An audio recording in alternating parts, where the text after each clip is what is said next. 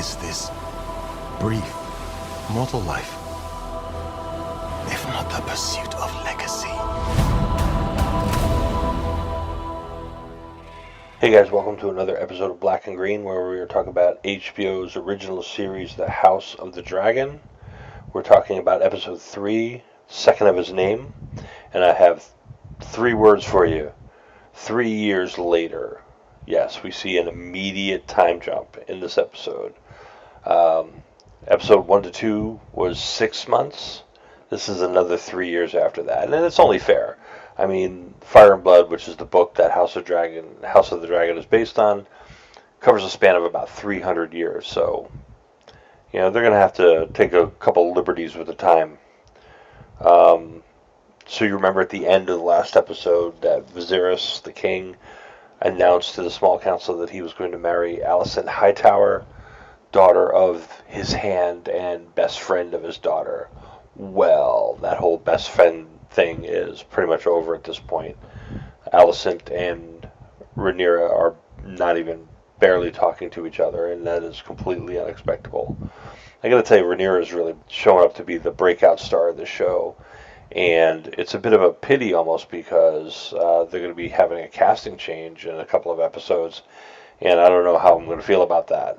We're just going to have to see.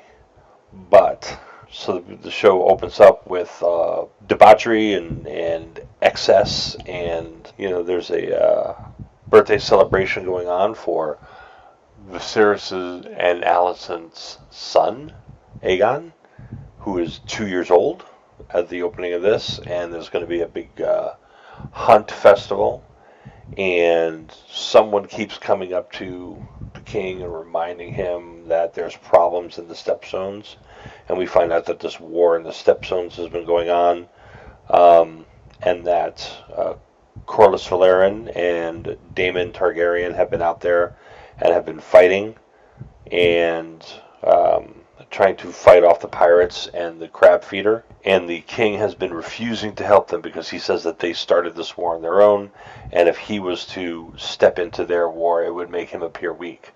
So he basically has a hands-off approach. He's not doing anything, even though they are losing pretty badly. And so the reveries continue to go on. There's tension between Rhaenyra and Alicent, and Alicent is trying to get Rhaenyra to come and join the celebrations, and she wants no part of it. And so it kind of kicks back and forth between what's going on in the Stepstones, where the pirates have found out that if they retreat into caves, then the dragons can't get a hold of them. Viserys, he's not interested in any of this. He said it's been 3 years, it can wait another 3 days. He doesn't want to deal with it. But in the meantime, there's stuff going on, and including the continual people seeking to marry Rhaenyra and forge alliances. Among them is Jason Lannister. Yes, those Lannisters. He is presenting the king with a gold spear and offering to add his power to the king's, and Viserys is like, well, do you think I lack for power? It's all politics and games, and the king reminds Lannister that his bannermen have all sworn to support Rhaenyra and to report, and they have a duty to report rebellion in the kingdom, and that he says, I did not decide to name Rhaenyra my heir on a whim. All the lords of the kingdom would do well to remember that. So Jason kind of had stepped in it there. Another suggestion comes from Lionel Strong, who is the Master of Laws, who had suggested that Rhaenyra be married off to the Velaryon boy, who we'll talk about in a bit. But now he suggests, this is an interesting one, he suggests that Viserys marries his daughter off to his 2-year-old son, and therefore keeps everything in the bloodline, because that's how things go in the Targaryen family. And so they go off to the hunt. They're supposed to be hunting this white stag. They can't find him. Viserys he's a mess. He's drunk. If you notice in one scene, he's lost 2 of his fingers. We'll talk about that in a bit. And he he's just a disaster area. He's falling apart. Rhaenyra gets mad at him and she rides off, and Kristen Cole follows her, and they go off into the woods. And couple really great scenes as they get attacked by a wild boar, which they fight off, and Rhaenyra kills rather violently, covered in blood. After that, they see the white stag, and Cole was going to kill it, but she tells him not to. And then they bring the boar back. Meanwhile, the king's, huntsmen have captured a stag and have tied it up basically for the king to walk over to it and stab it. And he even screws that up because he's so incompetent and so drunk. And it just kind of shows really the difference between these two. Rhaenyra, who has a lot of strength and a lot of will, and Viserys, who has none of that. He's a mess, and he's falling apart, both physically and kind of emotionally. And the physical part's interesting. His body is deteriorating, and he's got these cuts that won't heal. We've talked about that. They never really specifically say what it is. There's a strong implication that he has hemophilia or something along those lines, which is common. It used to be called, in Europe, the royal disease because it's common in inbred families. And, Targaryens are nothing if not inbred.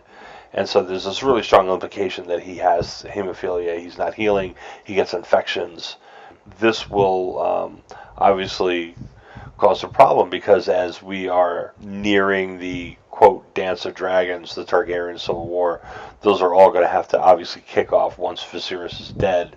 And there is a battle for succession, which is going to be in the upcoming episodes.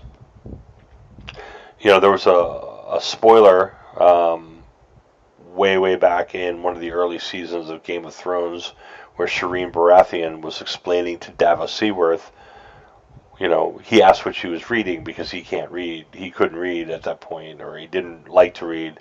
And she said she was reading a history on the Dance of Dragons, which is probably Fire and Blood, the in-universe book that talks about the Dance of Dragons. She explains that Rhaenyra and Aegon could not agree over who was to take the throne, and it tore the Targaryen family apart. And we're seeing the beginnings of that. Obviously not with Aegon because he's only 2 years old, but if they keep going the way that they're going, he's going to be an adult fairly soon. Speaking of an adult fairly soon, we have Rhaenyra Viserys, who in the time between episodes has long bottomed his way into being a dragon rider and a fierce soldier at the mighty age of 15. We see down in the Stepstones that he is part of his father's Disney Snakes team and is part of this ongoing battle that's going on with the pirates and the crab feeder.